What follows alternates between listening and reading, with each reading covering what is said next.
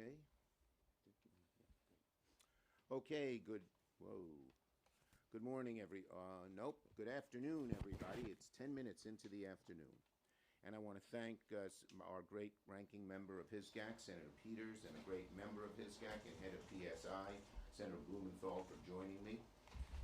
And this morning I was really proud to join every single one of my Democratic colleagues on the Homeland Committee in invoking a century-old and little-known law known as the Rule of Five to compel the Department of Justice to release the full and complete Epstein files. Under federal law, when any 5 senators on the Homeland Security Committee call on the executive branch must comply. Our request covers all documents, files, evidence, and other materials in possession of the DOJ, the FBI, related to the case of United States versus Jeffrey Epstein.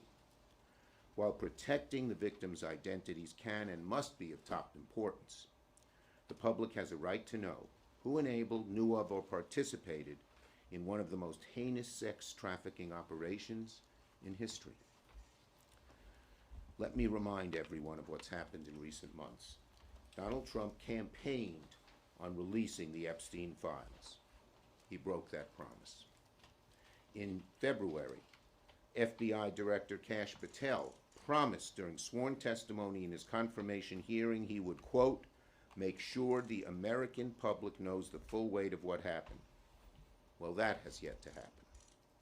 A.G. Bondi said in February that his supposed, quote, client list, she said, was sitting on her desk right now to review.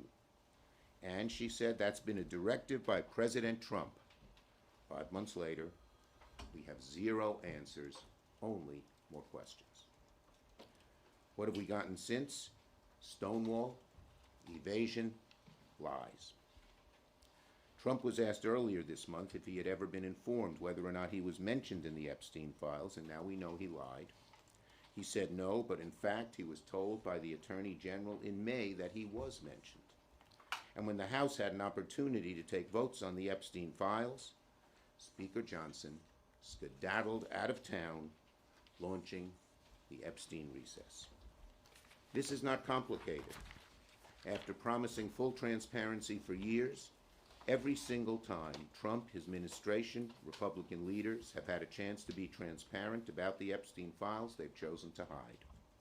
The evasions, the delays, the excuses, they are not just odd, they're alarming. It begs the question, if there's nothing to hide, why all the evasiveness? Trump should stop hiding from the truth. He should stop hiding from the American people. So today, Senate Democrats took action. We're invoking federal law and using our authority as a check on the executive to compel transparency. That's why today's letter matters. It's not a stunt, it's not symbolic. It's a formal exercise of congressional power under federal law.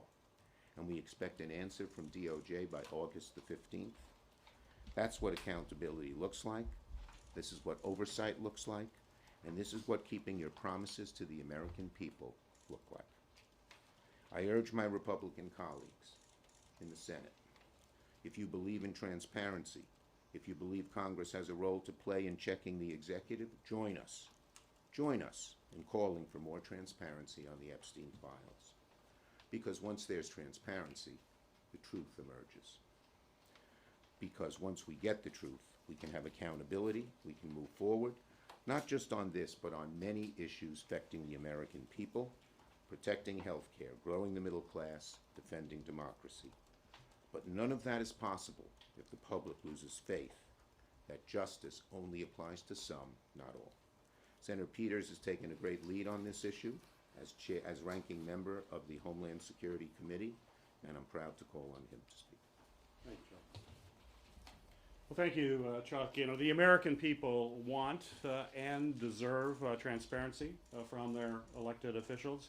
On the campaign trail, President Trump promised many times to deliver that transparency by making the records in the Jeffrey Epstein case public. And now he is going back on that promise. This kind of reversal is what leads to distrust of elected officials. It also, we all know, it breeds conspiracy theories and misinformation. But the solution is very clear. Americans deserve transparency from congressional Republicans and the Trump administration. Our Republican colleagues are failing to conduct independent oversight of the administration and call for this information to be made public. Some have even publicly said they want to provide, and this is a member of the U.S. Senate, a Republican member, who said that they wanted to provide, quote, cover. Republican senators said it. They want to provide cover to President Trump after his reversal. And that's why my Homeland Security Committee Democratic colleagues and I are pressing the Justice Department to produce files related to the Jeffrey Epstein investigation. We are using very unique statutory authority that is granted only to our committee, the Homeland Security and Government Affairs. The statute that we are invoking requires the administration to hand over documents requested by any 5 members of the Senate committee. This letter demands that the Justice Department produce documents that Attorney General Pam Bondi and FBI Director Akash Patel have publicly already confirmed they have in their possession. We all know, in fact, that the Attorney General said, quote, she said they're sitting on her desk. It should be pretty easy to turn over documents that are sitting on the Attorney General's desk. It's certainly disappointing that we have to take this action to hold President Trump to his word, but we believe that providing this transparency is what is best for the American people. Joining me on that letter and also working in his own right as the ranking member of the Permanent Subcommittee of Investigations as part of my committee is Richard Blumenthal. Thank you, Gary. Senator Blumenthal. Thank you.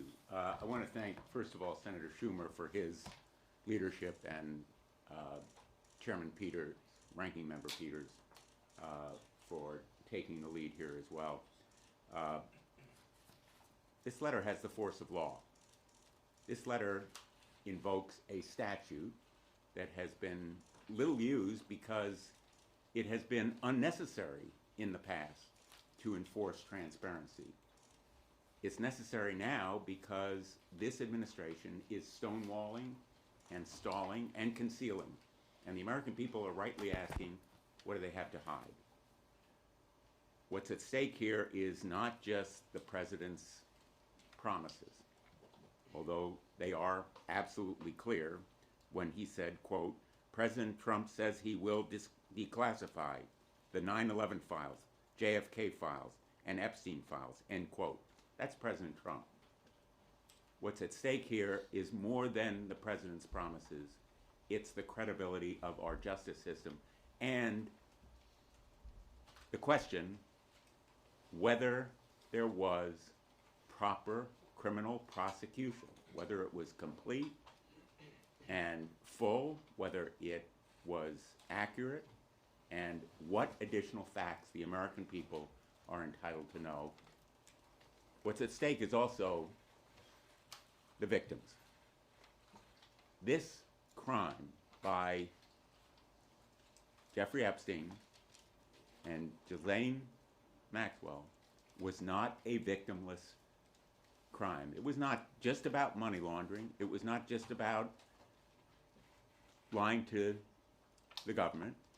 It was about exploiting women, in fact, girls.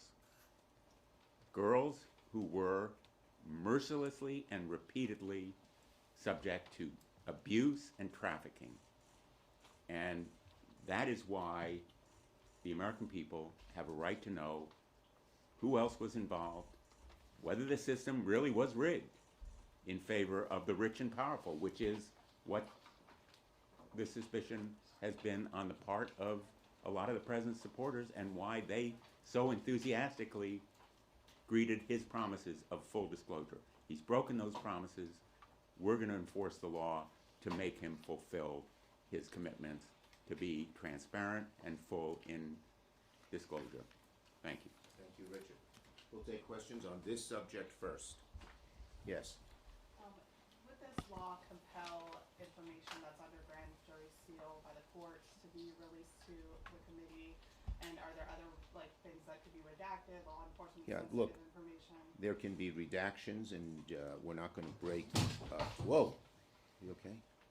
We're not going to force any agreements that have been broken, but we believe almost everything can come out, Limiting the stuff barring that's any. under seal by the courts. Well, that'll have to be litigated. Yes.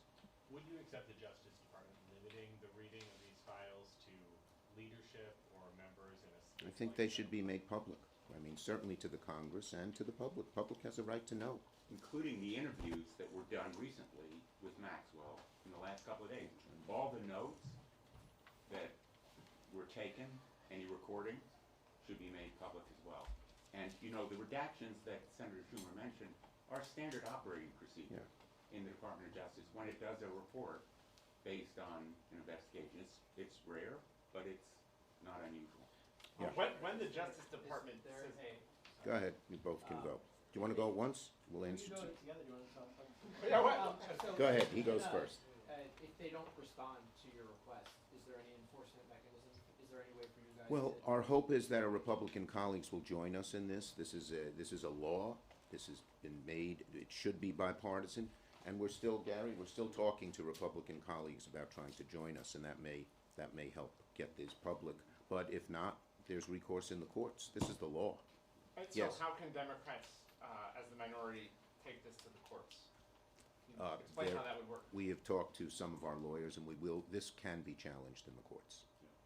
Yes. After the horrific shooting in New York and a police officer was killed, do you think it's a bad look for Senator Booker to be objecting to police and law enforcement related Look, bills? Senator Booker has strong beliefs on this issue. He's had them for a very long time. He believes in strong law enforcement. Yes. Some of your Democratic colleagues have talked about making an amendment to the minibus related to the Epstein files. Will you use that or the NOMS negotiations that are going on to try to force the whole thing? Look, we on the initial minibus, we are running a hotline right now. Okay? Yes. Emil Bovee was confirmed last night, even after a number of whistleblowers came forward, including some at the 11th hour. But what do you think this means going forward for future whistleblowers who are thinking about? I think I said it was one of the low points, not only in this Congress, but in the history of Congress, to put a man like this in such an important position as a circuit court judge. It's a disgrace. He doesn't belong there. And our Republican, he only had one qualification. He'd do whatever Trump wants. That's a horrible qualification for a judge. Yes. Thanks, Leader. What do you make of reporting that Republicans in the White House are lobbying against a stock trading ban in Congress here? We Senate Democrats are for a stock trading ban. Okay. Thank you, everybody. Did you want to? Go ahead, And Gary. we just passed it out of the committee before this meeting here, and on a bipartisan basis. And do you have any comment on Senator Hawley and Scott kind of going back and forth, arguing about it? It was a spirited committee hearing, but the end result was that we passed it out and it now moves to the full Senate. Thank you, everybody. Go ahead, Dick. Go ahead. And thanks to Senator Hawley for championing this cause. Thanks, everybody. Thank you. I thank Senator Blumenthal and Senator Peters.